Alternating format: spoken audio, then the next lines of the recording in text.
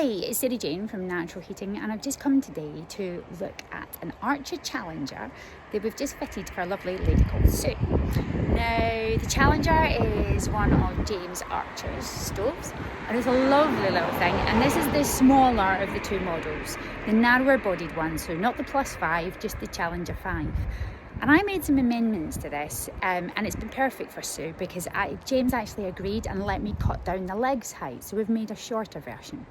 And this is a two-storey, just a standard two-storey semi,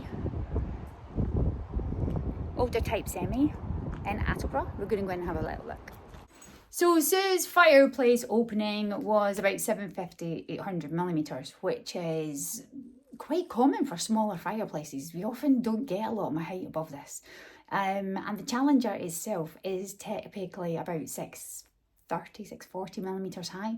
So I chopped the leg height down to half with James's permission. We knocked it back to about 550, 560 mil high. And the difference is actually incredible in smaller openings because it makes it a more balanced look. So it gives you plenty of space in the likes of this one to get a fan on the top because you need about 8 inches clearance for a fan. So there we go. That stove I'm pretty sure was about 550, 560 high. And the span finger to thumb on there is 6 inches. So 550 plus 150 is 700. So that takes you to about your 750. It's more like about 775 on this one opening height. No, we haven't lit this fire yet. Sue's just had it installed and I've come to light it with her and do a bit of poking and make sure everything's okay. Now, the handles on these can be beautifully loose and dead easy to operate, and they're usually just spot on. This one's a little bit on the tight side, and I have had that once before. It's easy to saw. I'm just going to take the door off the hinges and slightly slacken the screw underneath, because if you can see, it's quite stiff at the minute. So we're just going to loosen that off. That's no problem at all. So I've just popped the door off the hinges. It just lifts off dead easy. Sue, litter, is a way to get me an Allen key, and I'm just going to tweak that about a quarter to a half turn and slacken off slightly. Right, so these are the two different bars for the Challenger. We've got the door and the floor. Bunns is here with us too, on the fire with no front. And I'm just going to slacken this off. I'm pretty sure it was a 4mm. Can you see what I'm doing? Which one's 4mm? I think it's that one. Can't see. I'm just going to slacken this off slightly because it's a bit firm at the minute, and then get Sue to try it. So I've just slackened that off about a quarter to half turn, and it's now much lighter and easier than what it was, and that's not going to affect it in any way because that's what I've done with the ones in the shop. It's not loose, it's nice and firm. It's just easier to operate. We've had the little door handle modification, but we'll see if it's any better now because I think it's a bit looser. You want to have a go? You're not in it at the minute. Do you want to have a go? I don't want to be in it. You don't want to be in it. That's all right. That's all right. Better? A lot better. It is a lot better, isn't it? Yeah. It certainly is. It just makes it a wee bit easier. So we've just done that by about half a turn or so on that fitting.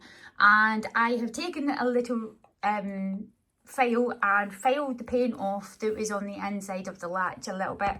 And it just makes it a lot easier than it was because it was awful tight before. And it's nice and loose. Well, not loose, but it's firm, but it's not too overly tight now. So, in the inside, the ash pan and the ash tool. Now, customer last week brought me this ash tool back. And it was a bit of a mess because he hadn't realised it was in the ash pan because he hadn't looked to start with. And it was horrible. And he said, what do I do with this? I was like, do you know what? It's such a messy state. Put it in the wood burner. Have a fire with this in there. Burn all the mess off. And then I'll repaint it for you. So that's what we did. But just bear in mind, check in the ash pan. Just in case, because there's a wee handle hiding in there. And it's your ash pan handle. That just hooks on there for lifting that ash pan in there. And then in the inside, we've got a choice of two grates. well, we've got a choice of a grate and 2 different one bars. There we go. This is the 2 different fuel retaining bars that are available for the Challenger. We've got the toothed one, which would be superb with smokeless fuel. Whoops, daisy. And Sue thinks it's a bit aggressive looking. And I guess it is. It's kind of great big teeth. But it is functional and it's very robust and rigid and very heavy. And will do its job well. And then the other alternative is a pair of bars which just slot into that rail. Got one in and one out, trying to do it with one hand.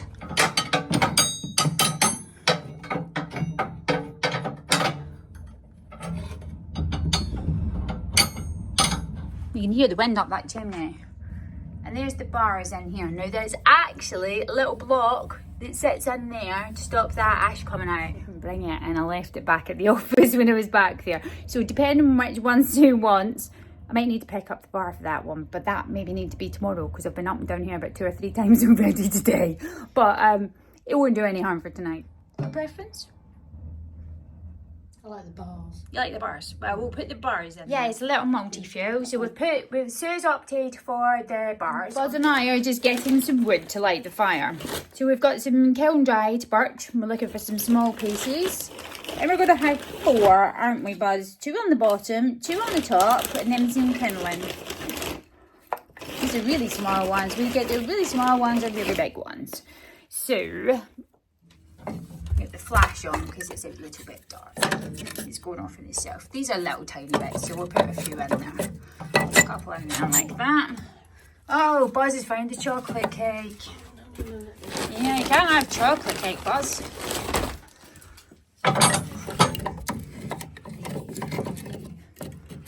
There we go. So we've got some small logs in there and then some kindling on top with the fire lighter. So we just stack it Jenga style on there. Just like so. Can we have a fire lighter, please, Sue?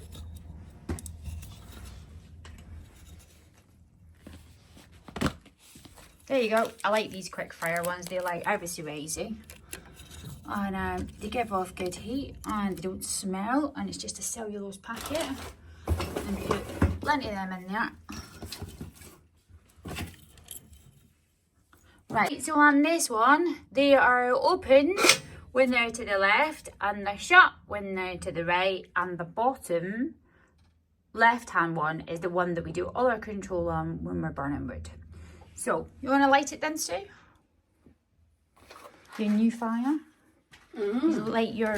Where's the... It's in there, in that pile. There we go. If I take that one out...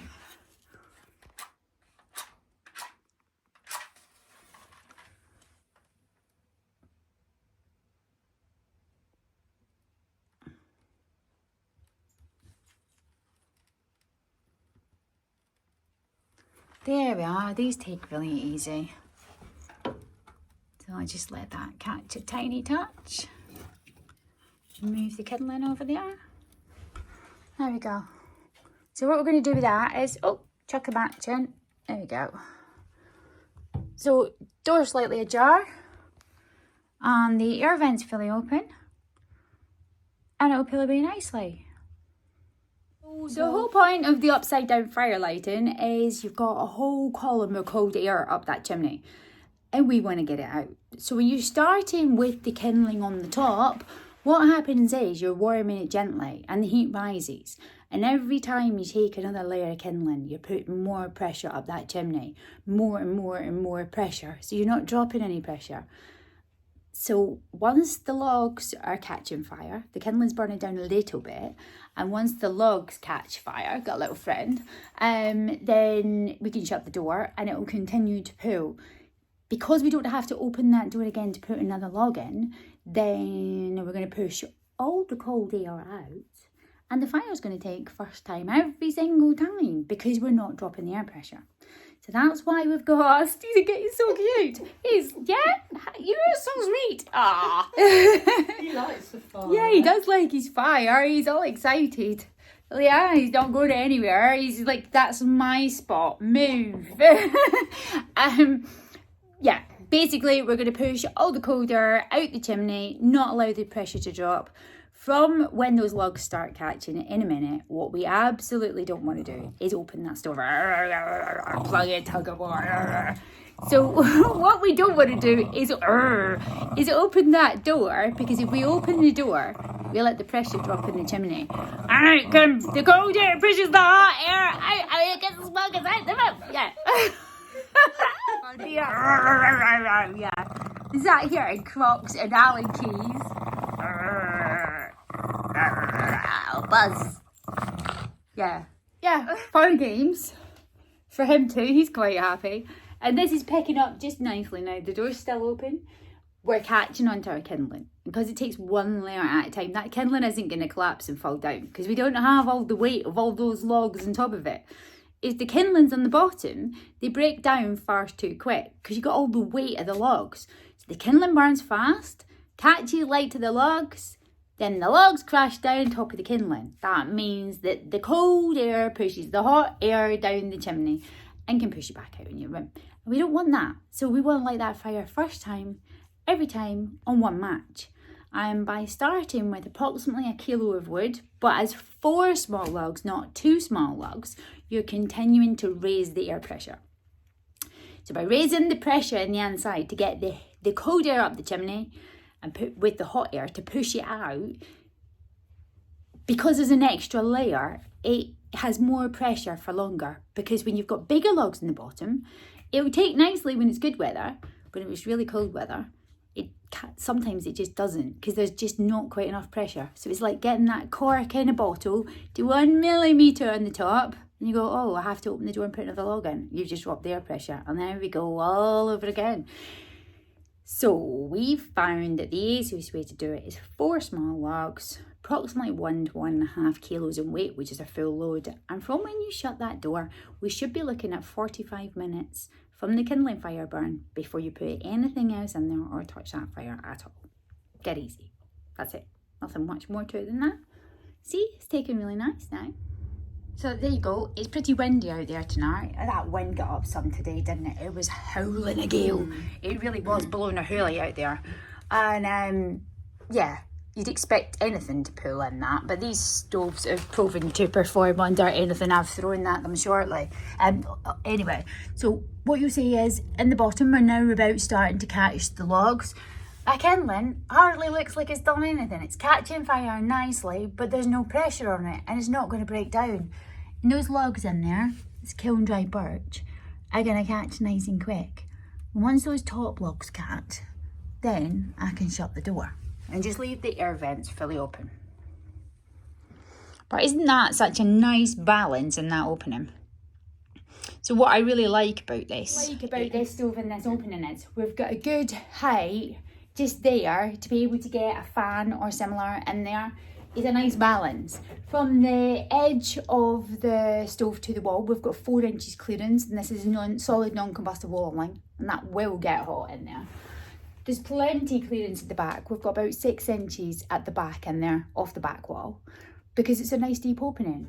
The stove is set back slightly from the front face of the wall, so Sue can still have her wooden fire surround on the outside because it's well away from the stove, because it's the other side of the brickwork. Now, this wooden surround here was originally, it's a good couple of inches lower, wasn't it? It was about there, Sue. Yeah, definitely. And it was wider on this face, but it was lower on this face. But I suggested to her, and it's worked out really well, that cutting this out to make it more balanced, it's just like a bit more like a border in a frame. You wouldn't have a border in a frame that's narrower at one end. It's narrower at one end and different on all the other sides. You'd have it the same all the way around. And it really frames it off nicely now. So she's got more than 375mm to the underside of the wood. The stove is back from the brick opening. And she still managed to keep the really lovely feature of that wooden fireplace.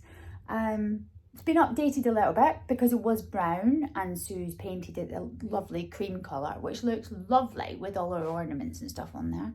And she's had the hearth lowered because in the inside there was a raised step. I've got a photograph that we can put you in of what it looked like before.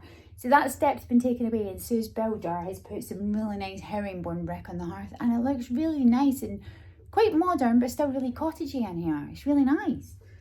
Now, as you can see, the logs are taken already, and somebody's waiting.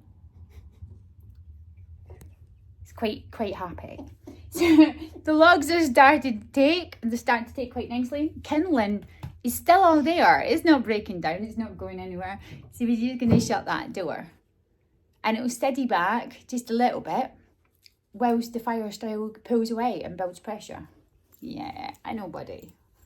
Yeah. You want this spot, don't you? While I move. While I move. You want to lie in front of the fire, don't you? You do? Yeah. I know. So, isn't that pretty? Picking up nicely. You get the glare in with the artificial light because it's night time now. But that's picking up just nicely in there. And it won't take long to get it to heat. So what you see to start with is, you start seeing the top of the firebox turning black. That black's just carbon because it's not yet up to heat, but it takes away really dead easy. And by the time those bottom logs really are on fire in another 5 minutes or so anyway, then that carbon that's in the top will all be starting to burn off. And when it's all gone cream and up to temperature, you can then start controlling your stove. Now this is quite a small room. We're what, about 12, 13 foot square, so? I don't think it's as big as 14 foot. I don't think it's big as 14. It might be. I think it's about 12 foot square. There's one door out into the hall. What you like for heating in here? You've got storage heaters. I don't have it on. I'm not surprised. They cost a flipping fortune and they kind of smell funny, don't they? You've got one storage heater in here. That looks like it's probably about, what, 2 kilowatt? So, you know. Do you get cold in the winter? You used to always use that cast iron stove that you had before, didn't you? Yeah. You should find, and this is a hell of a lot easier to use, a lot quicker when you're out working to get to heat when you get home. And it'll use a fraction amount of fuel what it did before with that cast iron one. Because the difference is just incredible between these and the old cast iron ones. The difference is this is going to push all the heat fast out into the room. So within 10 minutes of lighting it, I can already feel the heat on my face from here. Yeah, it's like, big difference, isn't it? Big difference. They just heat up so fast. Your cast iron older stoves took about 45 minutes to push the heat out into the room. And that's not even being 10, and we're already feeling it from here, and it won't be long before we can start controlling it. But there's one doorway, and that'll go through probably half the downstairs and part of the upstairs. And really, when it's just Sue, she only really needs to heat one room plus probably the adjoining room anyway, not the whole house. But it'll be really good in fuel consumption and the controllability between these more modern type stoves with the newer type air controls. It is so different from the old cast iron ones. The fuel consumption is just incredibly low. And how I try and teach people is, if every log was a £5 note, how many do you want to burn?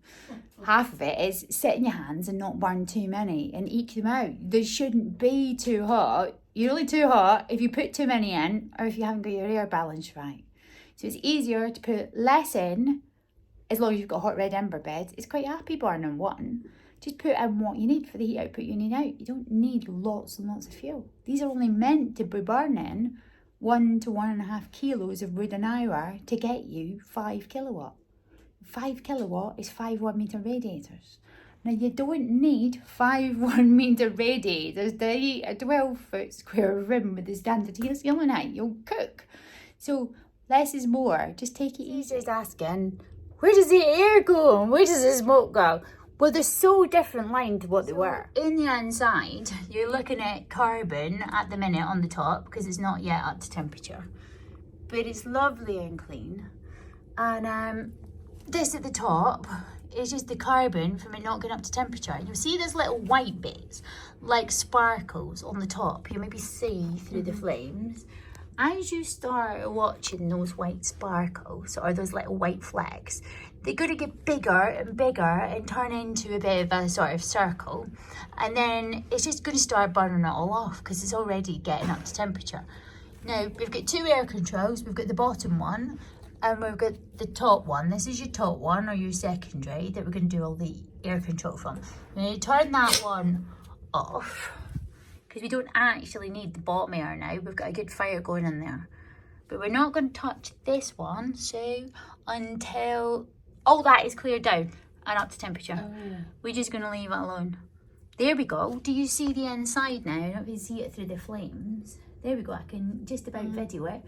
If I can back that off or go closer. It is starting to clear out already. It's starting to get all those flecky bits. Well, that won't be too long and that'll be back to being completely clear as the firebox reaches temperature. Now the sides are already mainly clean.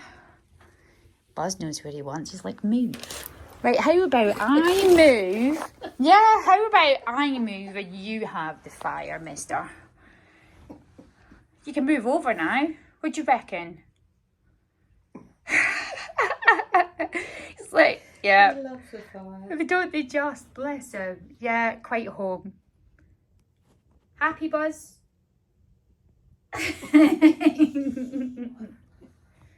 First one this winter. First one in the new fire.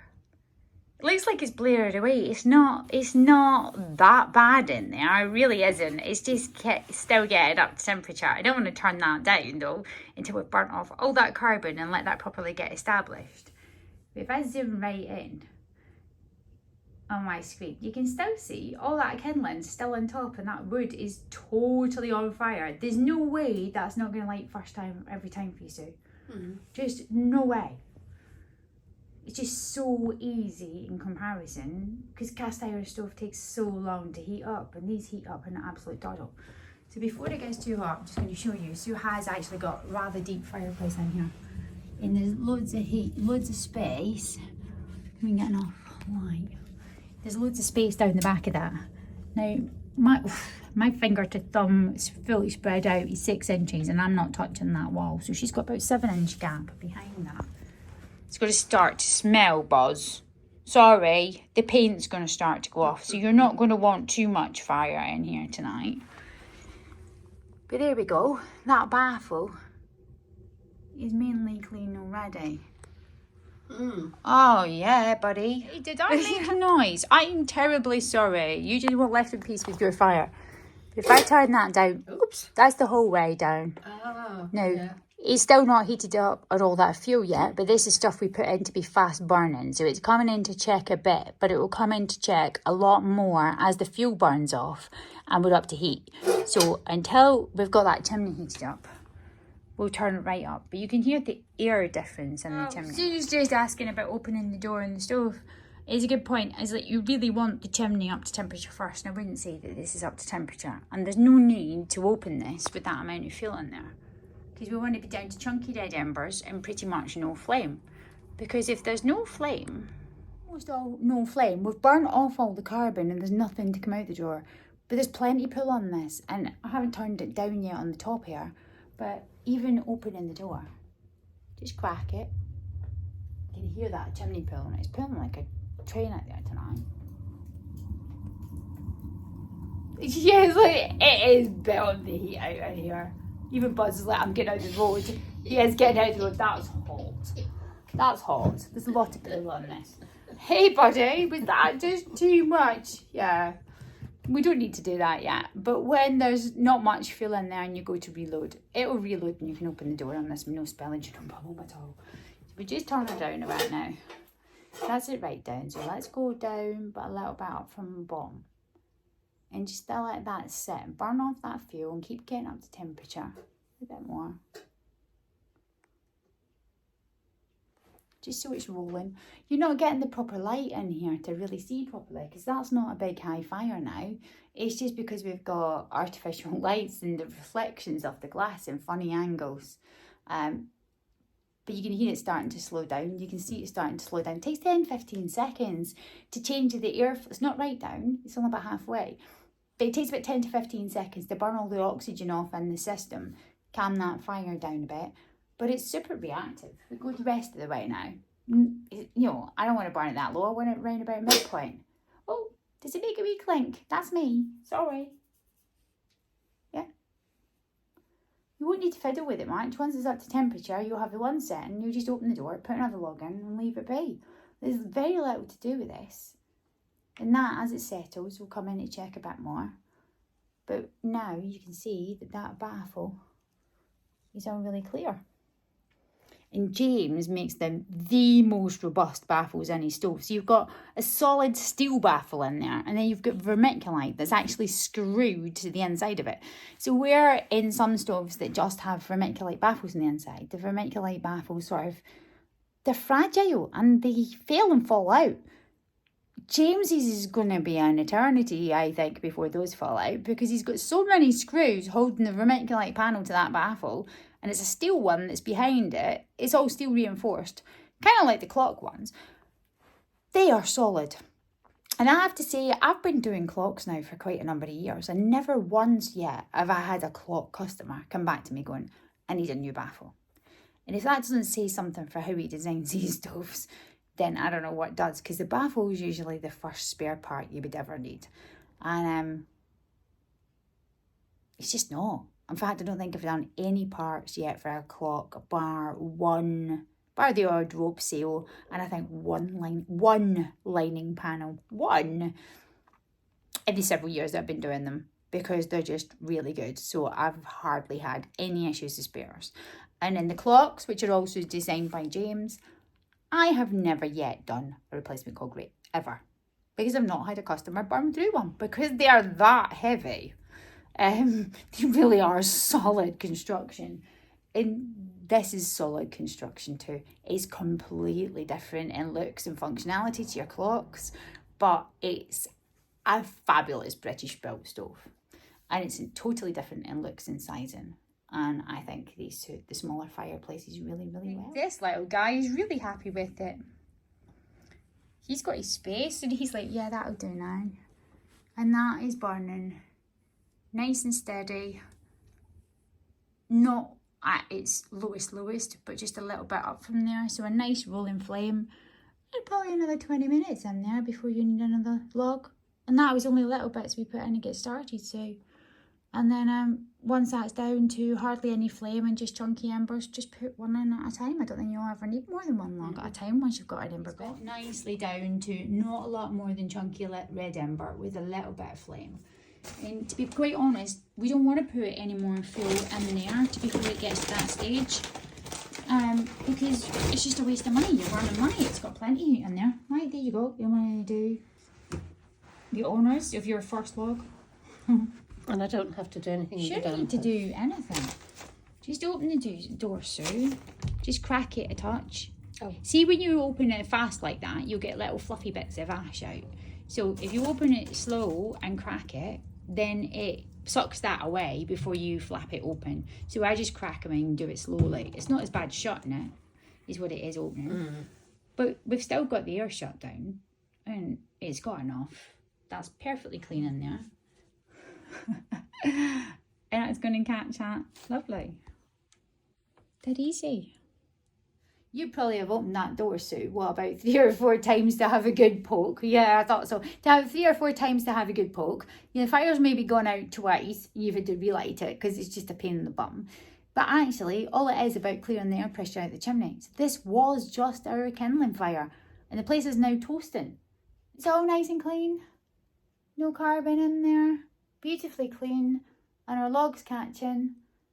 And it'll take 2 or 3 logs if you need it to, but we don't need it to take 2 or 3 logs. So what's the point of burning fuel that you don't need? We're going to fill that whole firebox beautifully full on 1 log. So why waste money on fuel? Just have it do what it needs to do. You're not going to see more fire from putting more fuel in. We're just going to make more heat. And if you don't want more heat, don't burn it. Because it's perfectly capable of burning 1 log as long as you get that hot red ember bed. And it's looking lovely. And that's about it. Well, I hope you enjoy your new fire. At least you know how to use it now, Sue. I will. And lovely. So hopefully you'll get used to it quick enough. And I'm just up the road if you need me. You know you can give me a phone anytime, and if I need to come down and see you and help you, then no problem at all.